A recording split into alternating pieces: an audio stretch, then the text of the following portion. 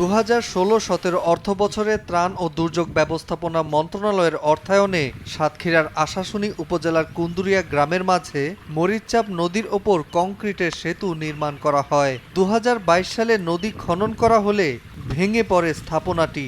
সে সময় সাময়িক পারাপার ব্যবস্থা সচল রাখতে উপজেলা প্রশাসন ও স্থানীয়দের সহযোগিতায় একটি কাঠের সাঁকো নির্মাণ করা হয়। কিন্তু স্রোতের তোড়ে গত 17 এপ্রিল সেটিও ভেঙে নদী গর্ভে বিলীন হয়। এতে বিচ্ছিন্ন হয়ে পড়ে আশাশুনি ও কালীগঞ্জ দুটি উপজেলার সরাসরি যোগাযোগ।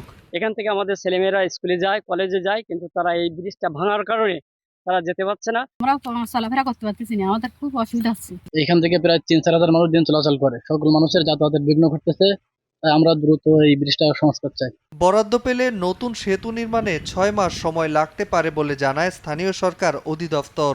আমরা তালিকা আজ থেকে আরো 7 মাস আগে পাঠিয়েছি। প্রক্রিয়াধীন যেহেতু আছে, স্বাভাবিকভাবে হলে অন্তত 6 মাস লাগবে। প্রতিদিন বুধহাটা ও সবুনালী ইউনিয়নের অন্তত 10 গ্রামের মানুষ সেতুটি দিয়ে যাতায়াত করত। সময় সংবাদ, সাতক্ষীরা।